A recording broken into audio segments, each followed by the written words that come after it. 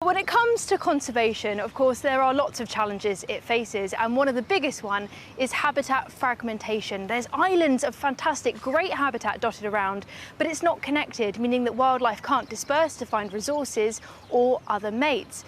But here in Hawksley, the Wildlife Trust, there are many reserves dotted along the coast that are linked up and are providing that form of dispersal. And here I have a map. Here I am. This is where I'm based, in Hawksley.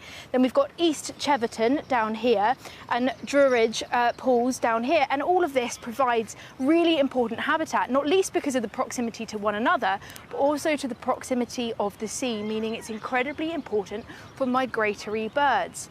But earlier on, I made a trip to East Chevington, which has really important reed beds. In fact, it has more reed beds than anywhere else in Northumberland. And whilst reed beds are dominated by one plant species, typically common reed, it's home to a myriad of biodiversity. So I went to meet Ian Fisher, who's been volunteering as a bird ringer for the last 17 years.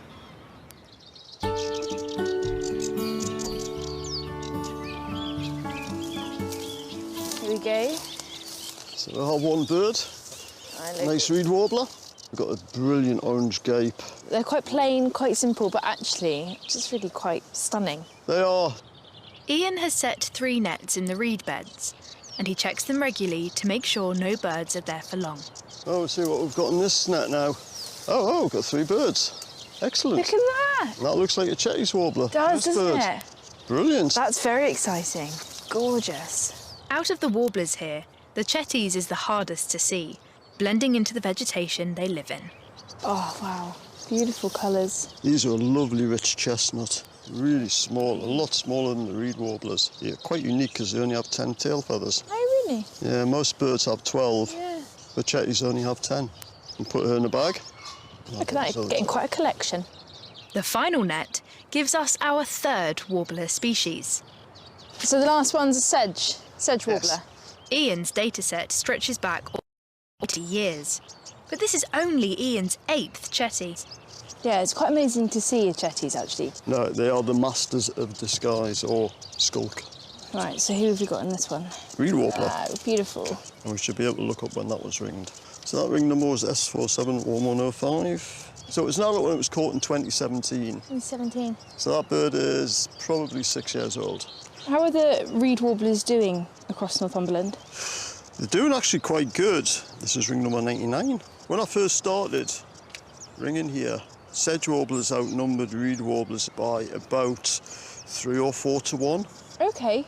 And over the last 3 or 4 years, reed warblers have actually outscored sedge.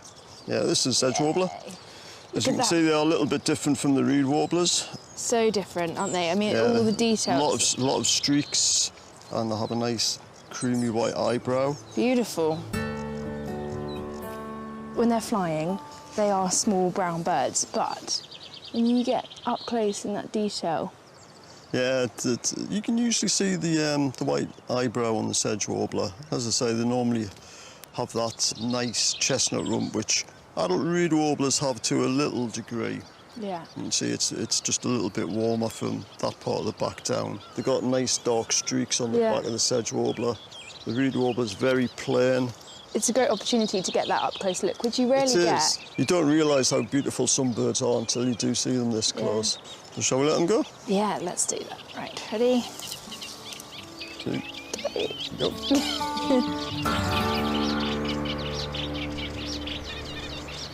Historically, reed warblers were only found in one location across Northumberland, but now they're being found a lot more widely across the area. And we wouldn't know this without the dedication and selflessness of volunteers just like Ian. They are often the unsung heroes of conservation, tracking those trends so we can get a better idea of how these populations are faring and what we can do to protect them.